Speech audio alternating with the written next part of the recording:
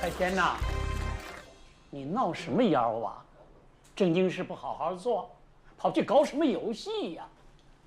服装都做不明白，还想跨行去做游戏，这不是痴人说梦、异想天开吗？就是，你爸要是知道你把海药搞成现在这个样子，只怕要被你气得活过来。行，我反对做游戏。 公司由不得你胡来，我也反对做游戏，反对，好不好做服装，搞什么游戏这问题？就是嘛。够了！谁要是再说一句话，年底的分红1分钱都拿不到。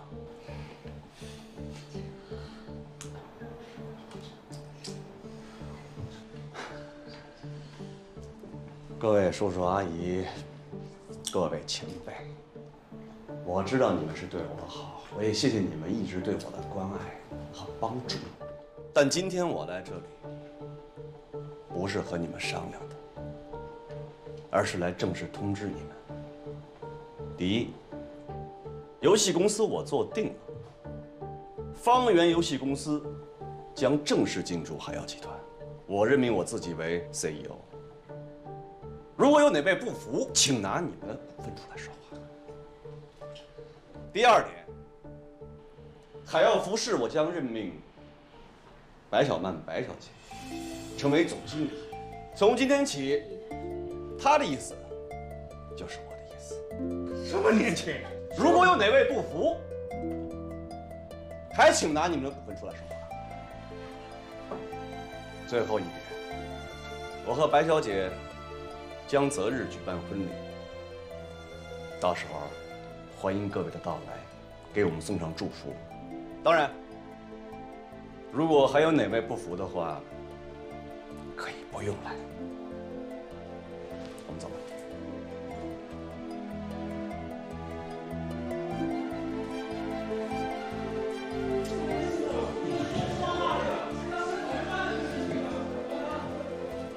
海天。 刚才真帅，好感动啊！解决这么多，对。哎，方总监，他回国了呀？对啊，跟他打招呼去。你们好，吃午餐去啊？对啊，我们正好去吃饭，要不然一起去。啊，谢谢你的邀请。我今天有点忙，还有工作要做。那等你忙完之后如何？你追我干嘛呀？下次吧。 抱歉。啊，祝你们午安。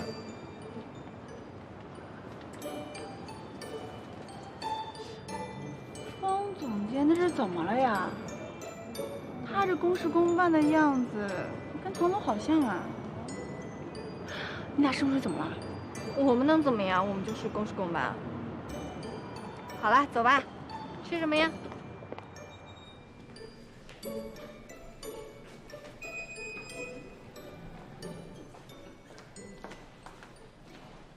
哟，夏总监，笑宇，你从法国回来啦？刚回来没2天呀。来怎么不给我打个电话啊？我谁都没打电话，我来这儿今天办点正事。那正好，晚上一起吃个饭。我今天约了人了，吃不了了。以后你会经常在这儿看到我的。你来该不会是找莫非的吧？怎么着？以我的职位来这儿，你就让助理来接我呀？赶紧说，干嘛来了？秘密。 回头跟你说啊！哎，着什么急啊你？哎，你们明远不是新出了一个设计，邀请了我们凯曼的模特吗？我来谈这个事儿的。那行行行，你先忙去吧。不信我。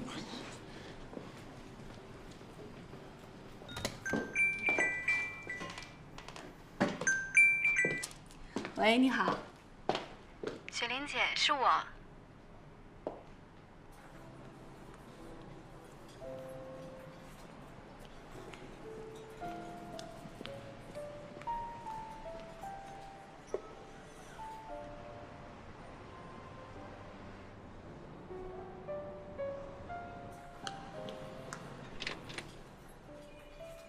静姐，雪玲姐，你什么时候回来的？我刚回来没多久，快坐。等一下，你让我好好看看你，变了没有？你怎么那么瘦啊？但还是那么漂亮。我要这个吧。你这几年都去哪儿了？你哥一直在找你，都没有下落。我这几年一直都在国外，过得挺好的。不好意思啊，雪玲姐，害你跟着一起担心。啊，对了，你哥知道你回来吗？当然知道啦。这个方笑鱼真是的，你回来这么大的事情都不告诉我。我每次见到他都问你的消息，我真的挺担心你的。谢谢你，雪玲姐。听我哥说，你现在特别能干，是个女强人了，而且你在明轩哥公司上班啦。从你哥口中说的女强人，可不是什么夸人的词儿。他那可是一本正经，可认真的讲了。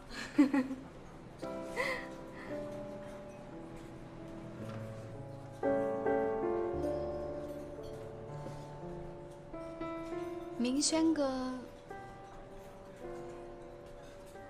还好吗？他还好，他这几天去出差了。本来我要跟他一块儿去的，顺便玩上个2、3天，但是我公司的事实在太忙了，走不开。等他回来吧，咱们一块儿聚聚。再说吧。你看你瘦的，趁这次回来正好，好好养养。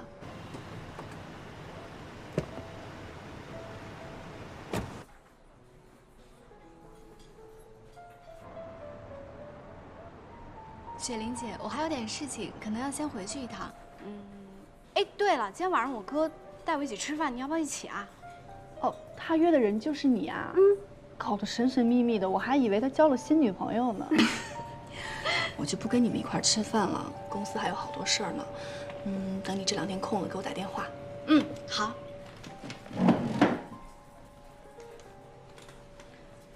记得给我打电话。好，随时联系。走了，雪玲姐，拜拜。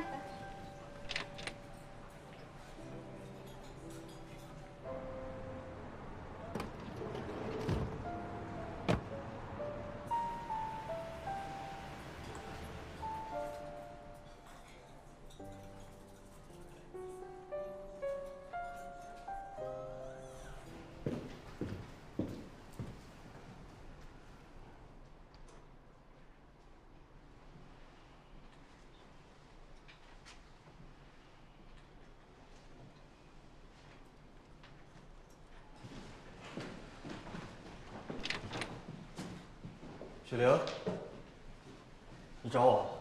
啊，明轩，本来是有事情找你，不过，也没什么重要的。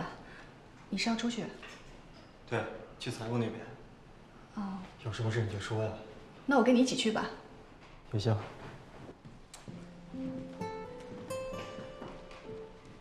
方笑鱼来过明远了，你知道吧？我知道。咱明远的大秀，我不是请了凯曼的模特过来走秀吗？是啊，听说进行的还不错。也不知道这次方小鱼又想搞出什么花样来。咱不用管他，他爱怎么样就怎么样。是啊，从小到大，他性格一直就是这样。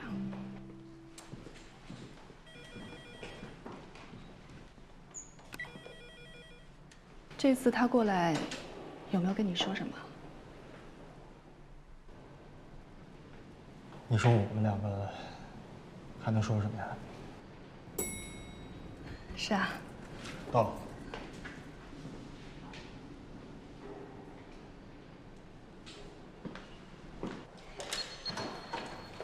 今天真的吃的太饱了，炸鸡好好吃啊。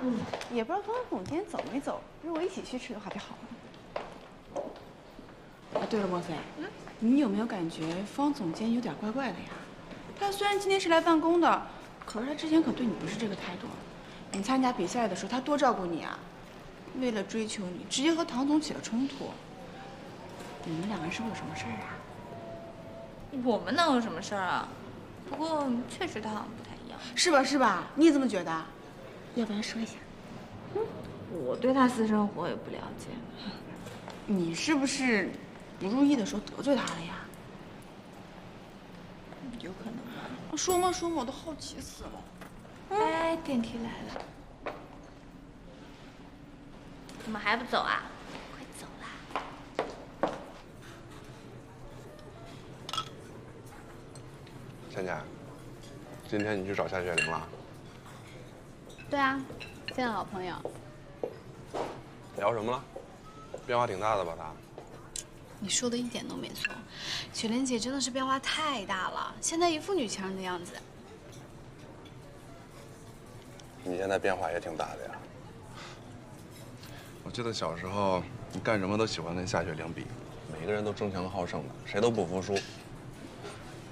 现在你们俩居然可以心平气和的一起闲聊，我真的不敢相信。人都是会变的呀，就你一点都没变。我没变吗？我没有变帅吗？你在我心中一直是最帅的哥。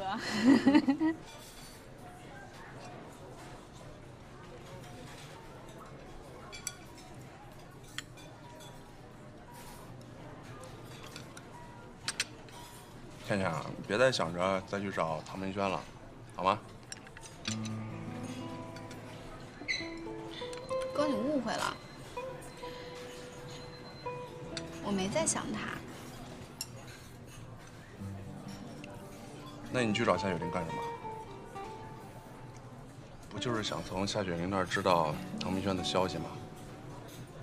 你应该知道的，哥哥都已经告诉你了，不是吗？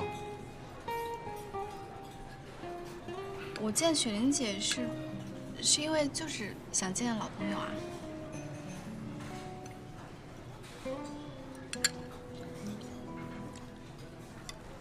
倩倩，这么多年在国外，你那样累死累活的天天折腾自己，不就是为了忘了他吗？你现在好不容易可以开始新的生活，你干嘛？倩倩，你能回来，哥特别的开心，但是我不愿意再让你为了他伤心难过了。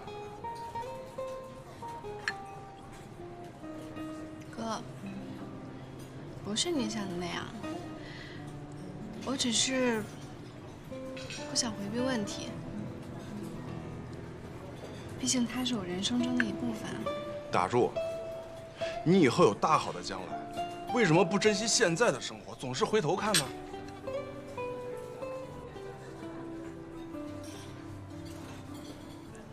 你的将来？对啊。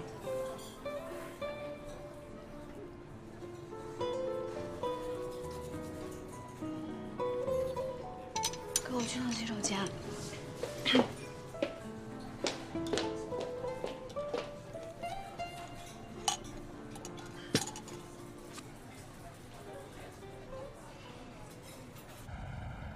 程阳，你采用这个泼墨山水画的主题概念，想法是挺好的，但是这个想法它只是个概念，完全不可以用。首先，布料处理它就是一个大的问题。夏总监，我们是不是把问题想得太复杂了？水墨画怎么画，我们就怎么制作布料，这很难吗？是你把问题想得太简单了。服装设计师不仅仅是艺术家，也是商品的生产者。我们不可能不去考虑生产的实际操作。难道你想自己去亲自印染每一件衣服吗？宋唐想要创新，首先就是要深入地贴合中国传统文化。中国人千百年来都用水墨丹青来描绘自己的世界，为什么到我们这一代人就不行了呢？水墨画是最具中国特色的设计，只要它一出现，全世界人都知道这就是中国设计。泼墨山水是水墨画里面最具动感的，把它制作在衣服上，我相信所有人都能感受到中国文化沉寂的美，也能看到中国文化灵动的情。那成本问题呢？我们刚刚收购了李师傅的绣馆，也投入了大量的资金在里面。新品发布会是收回投资最好的机会，所以我觉得采用苏绣才是最对的选择，而且可以加强绣馆的推广。上一集我们的产品主要用的就是速绣的元素，宋唐不能重复，所以这一集我想用新元素。刺绣是中国传统服装设计最常用的一种技能，再次使用就是重复吗？再说了，我们公司本来就有可以合作的工作坊，主体上使用苏绣，这样也可以减少成本呀。夏总，我不是想制造问题，我就是基于作品选择表现形式啊。你现在是在质疑我吗？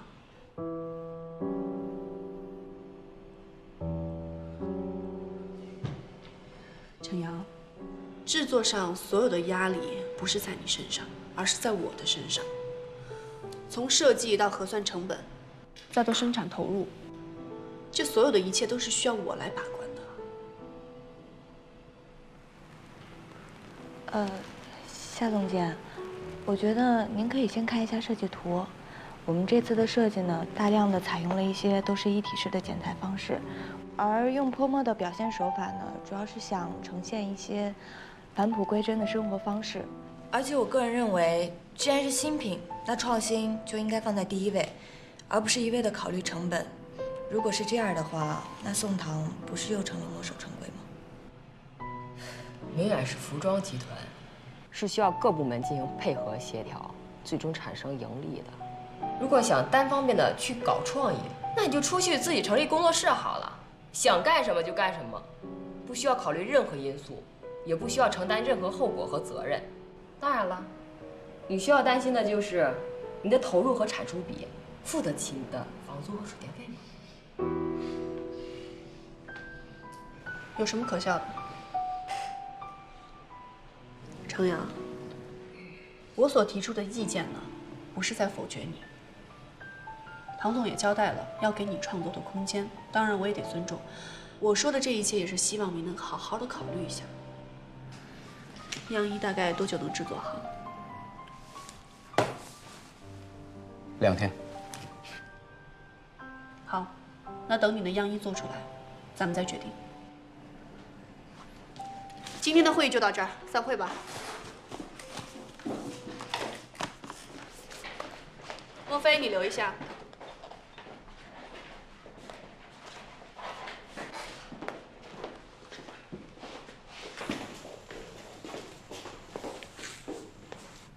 莫非，你是不是觉得有唐总给你撑腰，你就可以不把我放在眼里了？夏总监，您言重了，我什么时候不把您放眼里了？你刚刚是什么语气？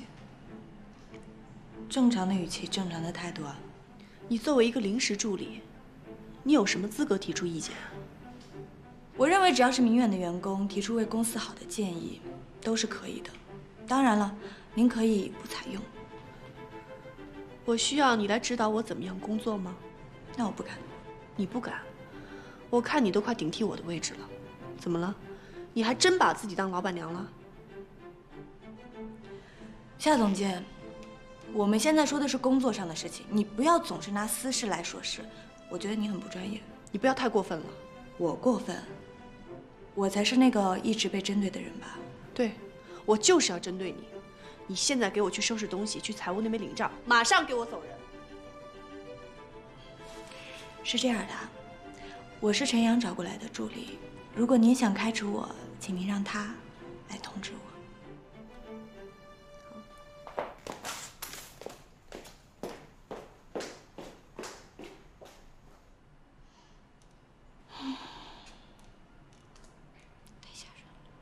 那我先去处理了。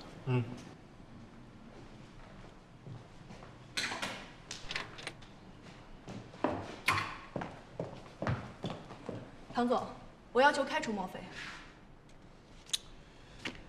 到底发生了什么事儿啊？我怀疑莫非是商业间谍，他在巴黎跟方笑瑜是邻居吧？据我了解，他们并不是普通的邻居，关系非常密切。明轩，莫非是你的女朋友吧？如果他跟除了你之外的男性保持密切的联系，排除他脚踏两只船，那我请问，他们关系那么好，到底是为了什么？我是不是可以合理的怀疑他是商业间谍？更何况，你没看到他刚才的态度，他并没有你想的那么简单。也只有你把她当作是单纯懵懂的小姑娘。雪玲，你现在要跟我聊的是私人感情呢，还是工作呢？明轩，我相信我对莫非的人品是有自己的判断的。你消消气儿，坐下来。我现在就问你一件事情：我作为明眼集团的设计总监，我有没有权利开除一个临时助理？我跟你说，不止你没有，我都没有。他是程阳请出来的助理，公司有规定，他可以自由选择助手。如果你说非要开除莫非的话，那恐怕咱们公司上下只有他有这个权利。好，我现在就去找程阳。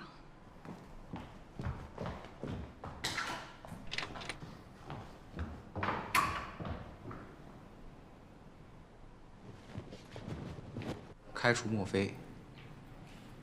为什么？因为在我看来，莫非的资历和经验都不足以担任你的助手，而且他和唐总的特殊关系，还有就是他跟凯曼的设计师方笑宇来往过密，所以我认为他不可以继续留在设计部。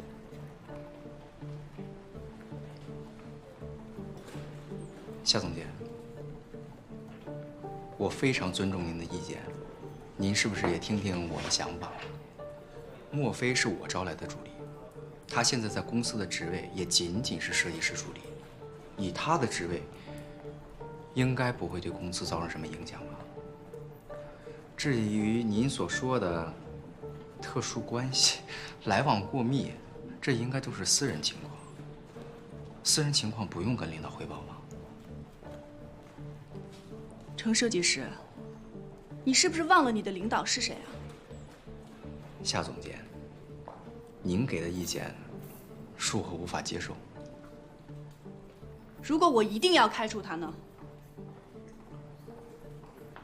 如果你执意要开除他，那我跟他一起走。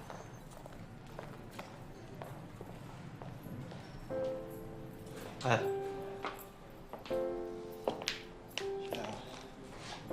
注意分寸啊！首先，这个事情呢，我不会插手，但是我希望你们可以公平对待。好，你们都是一伙的，那我走，我走行了吧？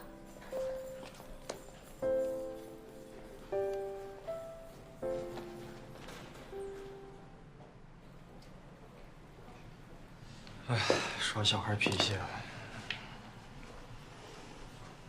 都听见了。嗯，谢谢你相信我。啊，我们吃饭去吧。以后在公司我们还是少谈私事，省得被别人抓住把柄。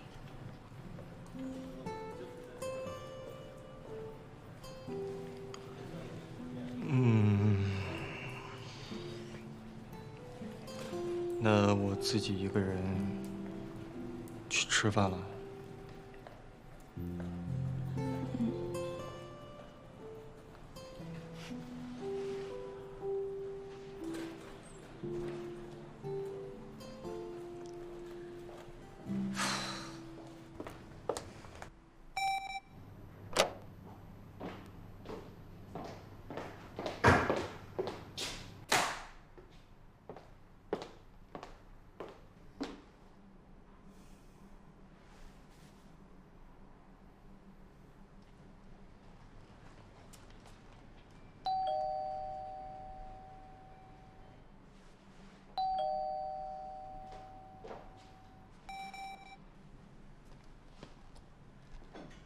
夏总监，我是来替莫非道歉的。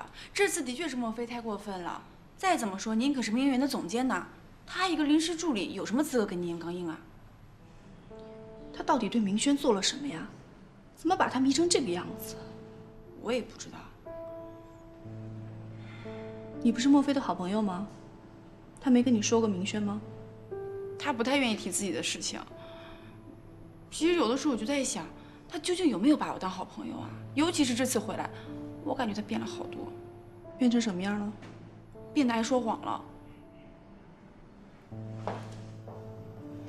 比如呢？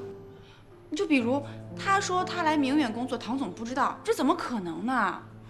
其实也不是什么大事儿，就算是他是靠着关系进来的，那怎么了？我就没搞懂了，他为什么就不愿意承认呢？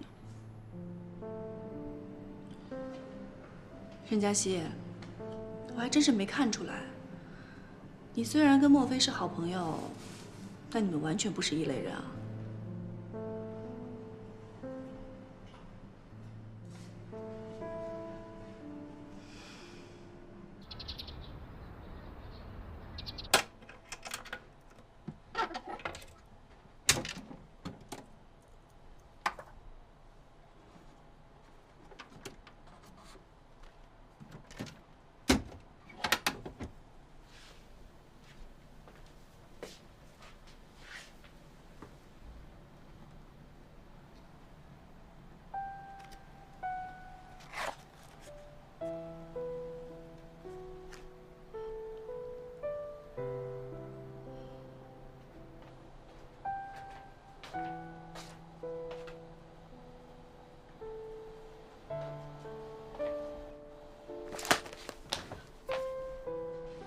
藏什么呢？没什么。看小时候相册呢？我就是想看小时候的照片嘛。给我。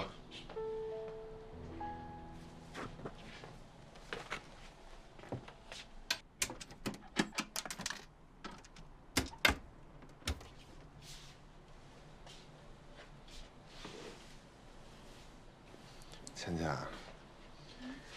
让哥哥怎么劝你才会听哥哥的话呢？还是放不下他？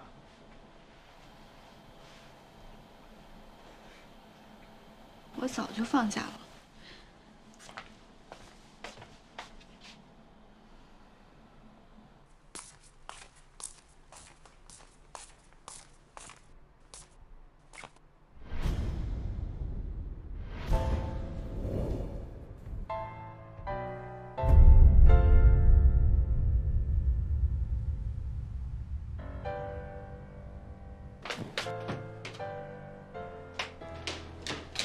芊芊，芊芊，芊芊，你起，你起，你起！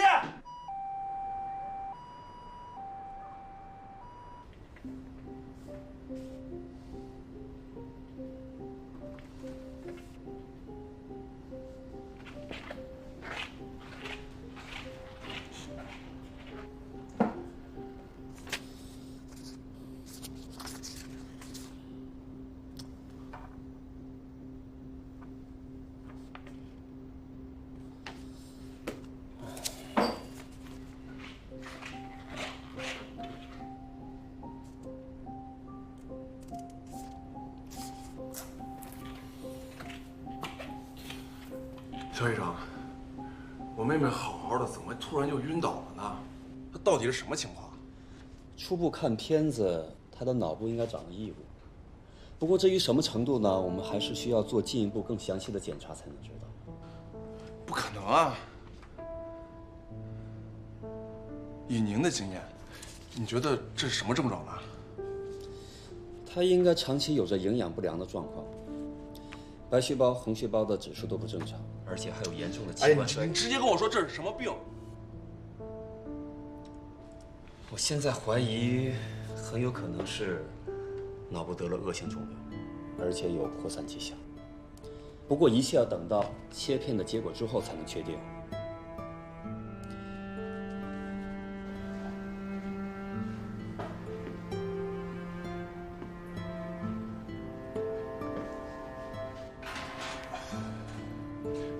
能不能尽快的安排手术呢？我刚才已经说过了，一切要等到切片的结果。还要等多久？检查结果是急不来的，化验也需要时间啊。你这样催我，我也没办法。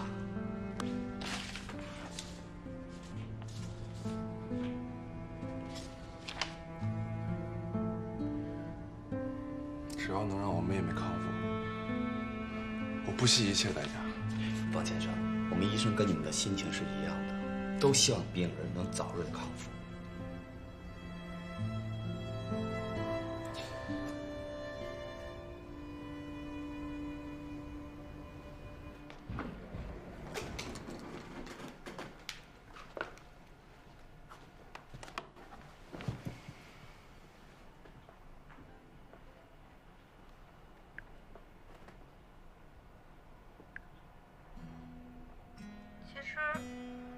我开始答应陈阳做助理的时候，觉得挺新鲜的。我最初就觉得当助理也没有什么难的，每天就和设计师在一起做设计，挺好玩的。可是这2年发生的一些事情，让我忽然意识到，好像没有什么事情是简单容易的。或许佳琪她说的对，职场真的没我想的那么简单。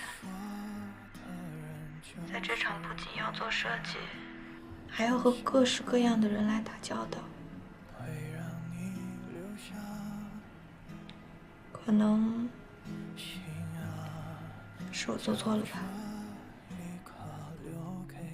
除了我自己的情感以外，我应该多为其他人考虑着想。我应该多为你考虑的。小傻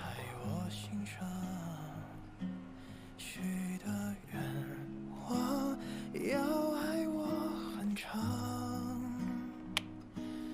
你愿金山的光，我都会珍藏。希望能抚平你受过的伤，你幸福的模样。大队请坐吧。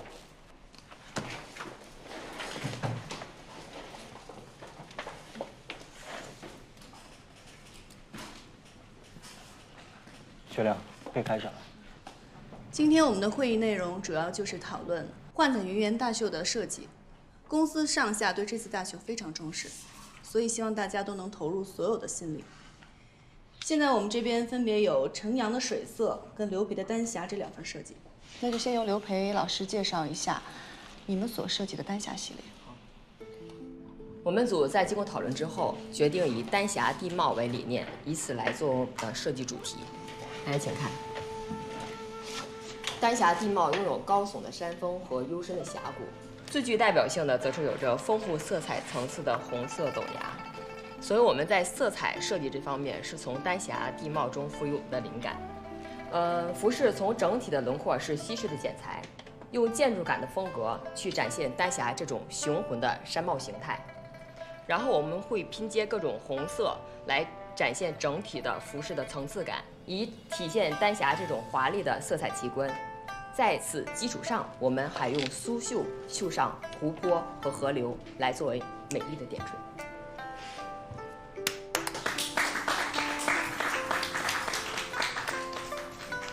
陈阳，你们组进行的怎么样了？好，我们组这一次的设计主题名为“水色”。我希望大家看到这个名字，就能联想到中国的古典元素。水色的核心设计主题是中国画的一种技法——泼墨。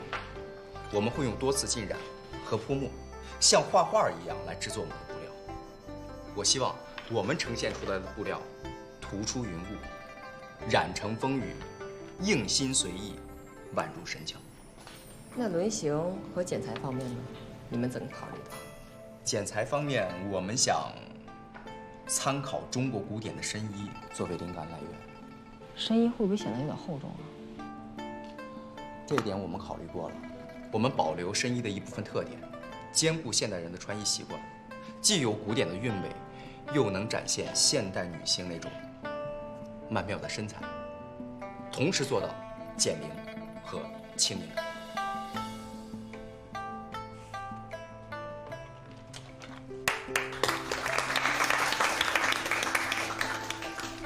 今天呢，2个组的介绍都非常的精彩。通过今天早上之后，我对于咱们的幻彩云烟的发布会呢，就更加的有信心了。我希望大家从现在开始齐心协力，大家一起把明远时尚带到一个更好的舞台上。谢谢你们。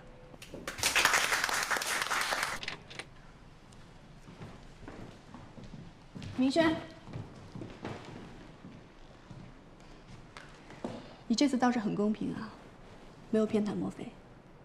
你应该知道，我这个人做事呢，一向是公平公正的，我不会偏袒任何人。我承认，程阳的作品确实很吸引人，但是综合考虑，我还是相信刘培的作品更有市场前景。雪亮，程阳他是一个个人风格感很强的设计师，我希望你可以给他足够的空间。你这话的意思是，我给他的空间还不够吗？因为我看重的是他的能力和才华，我希望你可以放下成见，好好的跟他合作。你太小看我了，明轩。我不是看不到程阳的才华，也不是不承认新人的能力。我所提出的建议都是出于工作的角度。职务内的事情我会做好，不用你提醒。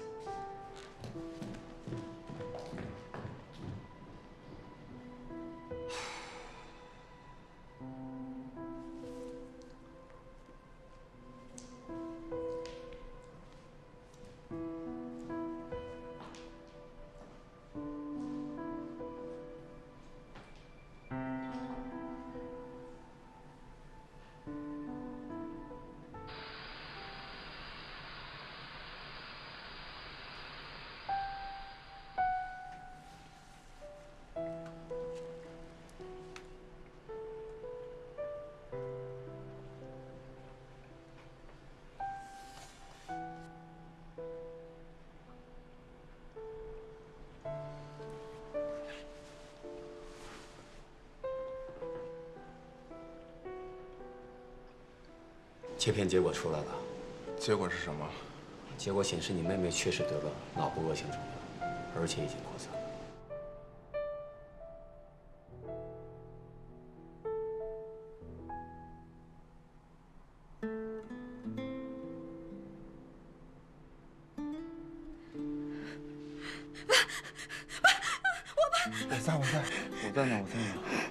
我在呢。哥，我做梦了，没吓着你吧？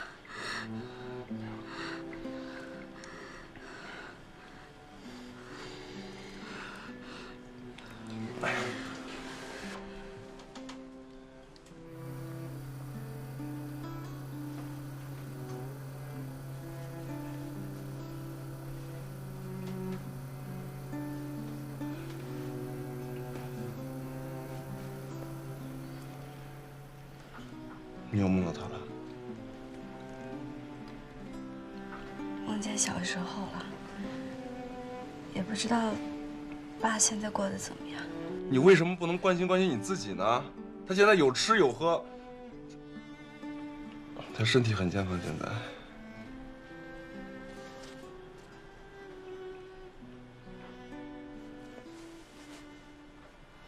哥，你是不是生我气了？说什么傻话呢？我怎么可能生你的气呢？哎呀，只要你能好好的把病养好，这是我希望的。这几年在非洲，每当自己熬不住的时候，我都会想到你。这世上还有一个人是真心心疼我、念着我的。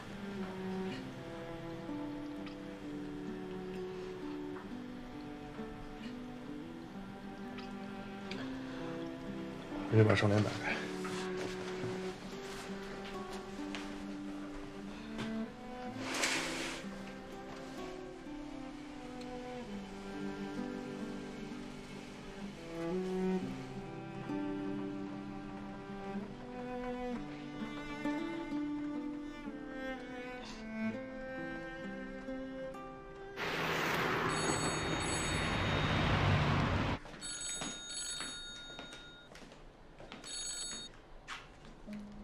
喂，小雨，这么晚了，有什么事吗？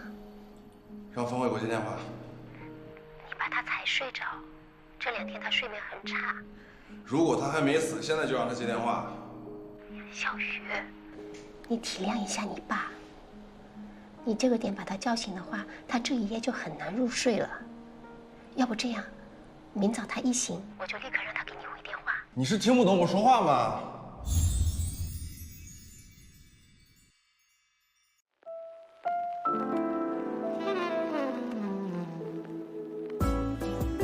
若说你是人间的四月天，小巷点亮了四面风清灵，在春的光艳中交舞捉边。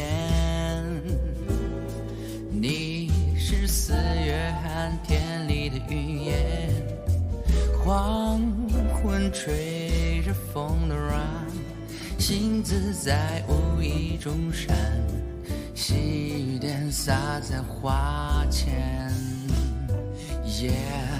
最是那一低头的温柔，像一朵水莲花，不胜凉风的娇羞。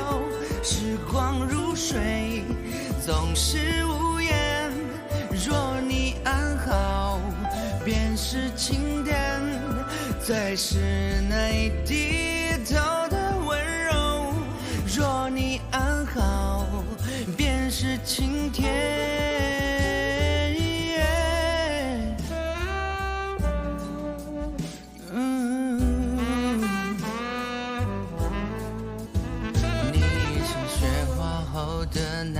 片鹅黄，你是夜夜的月圆，你是天真，水光浮动你梦中的白莲。你是一树又一树的花开，誓言在梁间呢喃。你是爱，是希望，是暖，你是人间四月天。最是那一低头的温柔，道一声珍重里有着甜蜜的忧愁。时光如水，总是无言。若你安好，便是晴天。